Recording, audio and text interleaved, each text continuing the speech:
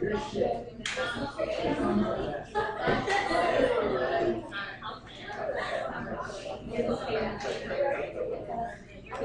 I'd like to get started on today's topic, okay? Okay, so can you guys be quiet? I'd like to get started, please. Okay, so we spent like a day on quadratic functions, which is second order polynomials. And today we're going to do some higher order polynomials, okay? Polynomial. You guys all know what a polynomial is. I gave you that definition in 2.1, okay? And so polynomial functions are smooth functions. So take a look at page 103 in your textbook. Essentially what I'm saying is that polynomials don't do things like this. Who's this guy in Homer Simpson? Homer Simpson? What's the little boy's name? Lisa.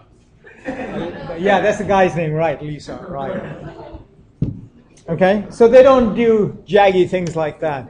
Okay, they're smooth functions. Okay, so take a look at page 103, Valerie. Yeah, when I say see page 103, I mean open your book. Noah? Huh? Oh, you can't do both. Li Feng, there you open your book. Okay. That side of the room. Usman, do you have a book? Udara, you have a book today? Oh, is it every other day program right now? Well, what's the program, Udara? Every third day? Every third day? But what happened today then? Today's not a day? Okay, and chart corner. Cannot be sharing chart. It's very unhealthy to share a chart. To share a chart is unhealthy. Because you eat with your fingers? Yeah, you do. No, you don't. Pani Puri, you eat with a spoon? What the? Pani Puri, you eat with a spoon? Are you kidding me? No. Okay. Oh, okay. All right. So, Desi girls, you need to... Hello? Can I get on task here? Chart corner, Chupka? Okay. So I'm going to show you some graphs of even and odd polynomials. So here are the evens. Okay, here are the evens. X squared, x to the fourth, x to the fourth, x to the 16th, and so on. What do you notice? What do you notice? Yeah. The higher the power is, the wider it gets. Isn't it the other way around? The narrower it gets? Because x to the 16th is green. Oh. It's all color coordinated there, girl, just for you. Okay, so the higher the power, the narrower. What else? What else do you notice? Oh, nice, the different colors. Wow, someone's not colorblind. Nice. Yes. They're all parabolas. They're all, well, not really. Parabolas are only quadratic. They all look like parabolas, but they're not all parabolas. Only x squared is a parabola. Priscilla? They all open up. Okay, nice. Udara? They're all symmetric. Fantastic. Nice. They're all symmetric about the y-axis. Okay? Is everybody all right there? Coco, are you here?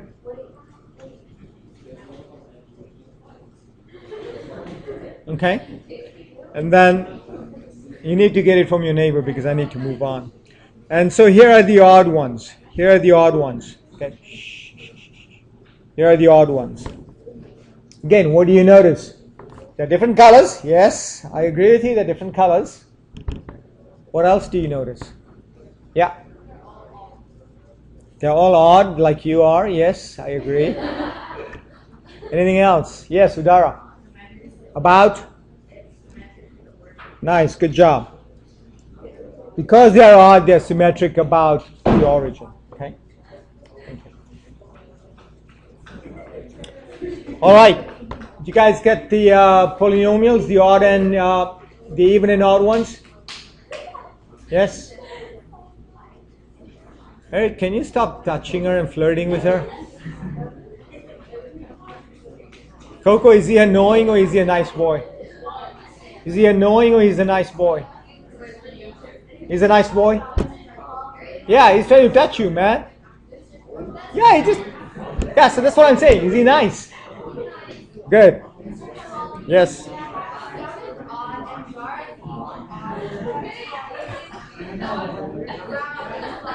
Okay. Shh. Okay, people, I need to get on task here. Shh. Girls, chup karo, okay? I need to get on task. Okay, we are looking at what's called the leading coefficient test, okay? And essentially what we are doing is we are looking at the end behavior of all these funky polynomials. Okay, let me just go snip this so I can talk about it. And there's a whole bunch of rules that your book likes to talk about. I'm not particularly fond of those rules necessarily. I mean, if you want to learn those rules, that's fine. I just do common sense sort of a thing. Okay, I just do common sense of a thing. I mean, what we're trying to do here is learn how to graph polynomials, okay? How to graph polynomials. And one of the first things we need to do is look at what the end behavior is, okay? So why don't you get this down and then I'll explain to you what end behavior means. All right, so let me just explain what end behavior means, okay? All right, end behavior means that x is either going to plus infinity, okay, which is like at that end, okay? Or it's going to minus infinity. Okay, either a very negative number or a very positive number. Okay. Now, if you take a look at a polynomial and think about putting in a very large number in for x, okay, a hugely large number, then would you agree that these things don't matter at all relative to this guy? Does that kind of make sense intuitively? Yeah? So then everything is determined by this term here, and that term is called the leading term. It's called the leading term. And obviously its coefficient is called the leading coefficient. Okay? So if the coefficient is positive and it's an even order polynomial, okay, what happens when x goes to minus infinity? What does minus infinity to the fourth power do? Makes it positive. So where do you think this quantity is going to go? Towards positive. So if you are going to graph this thing, it's going to be going up like that. So everybody understand that? Yeah. Okay? And what happens when x is going to positive? It's going up that way, right? Everybody understand this? Right? Because this direction is positive infinity. This direction here is negative infinity. So everybody with me on this? For the x. All right? So everything is going to be determined by the leading term here and the leading coefficient. In between, some funky things could be happening. Who knows? I mean, not none of the sharp, jagged stuff. It'll be all smooth stuff. Okay? It'll all be smooth stuff. You guys with me on this? Yeah. Okay? All right. So can you guys, giving you these facts, do some end behavior kind of stuff for B and C? And I'll come around and observe what you're doing. You've got that box there with all those rules there. I mean, do you really want to memorize those rules? Didn't you just come up with this with common sense, basically? Yeah? So that's all I'm trying to teach you is that, hey, this doesn't need to be memorized in any way. It's just straight out common sense. Okay? Is everybody okay on this stuff? Yeah? Nate? Did everybody get the diagrams that Kylie had there before she went up there? Yes? Nice. Oh, and there's more. Anybody want to go do D then? Anybody want to go D? Okay. All right, graphing transformations. Oh my God, look at these. Look at these. Okay, everybody get the heading there? Okay, you want to get the heading there? And let's move on, okay?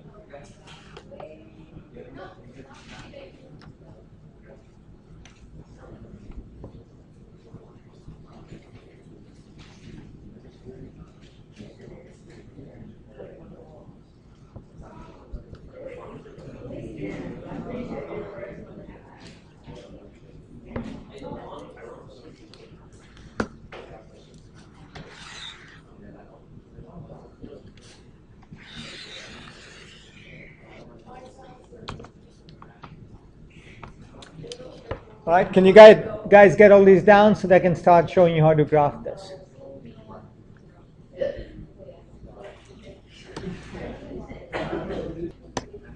All right. So x to the 5. Okay. X to the 5.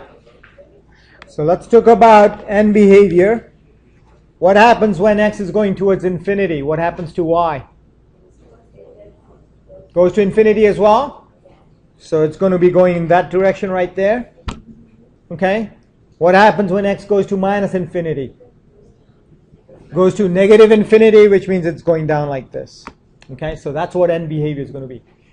In between, this polynomial is going to do at most, and I'm kind of jumping ahead right now, at most it's going to go through the x's 5 times. Because it's a power of 5. And we're going to learn a theorem later on that tells you that it can have 5 or 3 or 1 or and so on. Okay.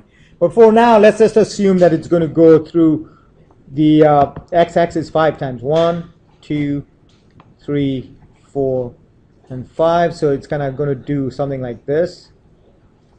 And go up like that. Okay. What does this do to this mother function? What does it do? Shift it left by 3. So you're going to take this and move it 3 units to the left. Guys got that? Okay. So this is left shift by 3.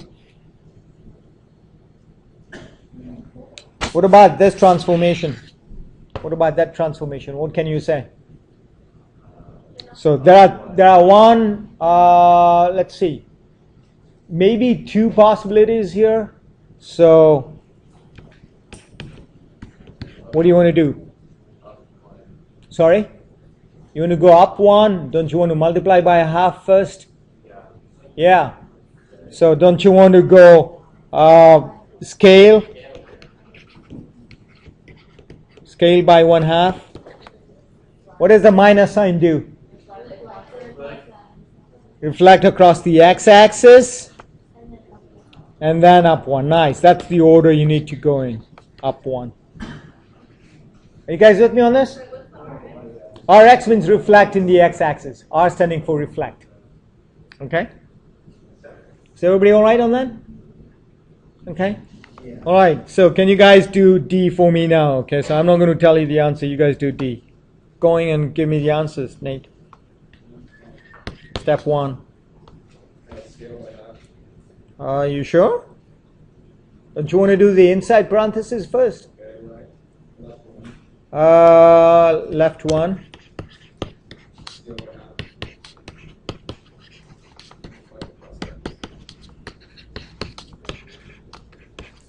All right. Is everybody okay on that? All right. So essentially what you'd be doing is you'd be doing these operations on this mother graph, okay, on that mother graph. Okay. Now x5 is kind of nasty, but you guys get the idea of what needs to be done. Okay, here is, now we're getting into real math. Okay, like I'm telling you, chapter 2 is extremely meaty. There's a lot of stuff in there, and one of the most fundamental things that we do is what we call finding zeros of a polynomial. Okay, finding zeros of polynomial.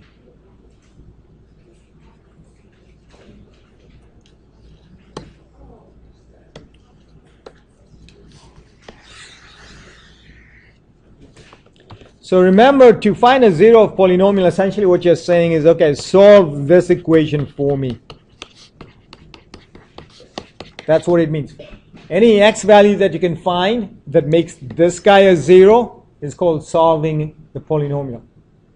Okay, or finding zeros of a polynomial. Does everybody understand where the word zeros comes from? Okay, it comes from the fact that if you were to solve this correctly and find the x values and you put it in the polynomial, your answer would be 0. Okay, would be 0. That's where it comes from. Okay. So there are various synonyms for zeros of polynomials, and I'll give you the first high school one, okay? The answer. Doesn't count. Doesn't count. Okay? So someone give me more synonyms for zeros of a polynomial. One of them is a thing that you drink. It's a non-alcoholic drink. Yes, roots. What else? Sorry, zeros we already have. Sorry? Fantastic.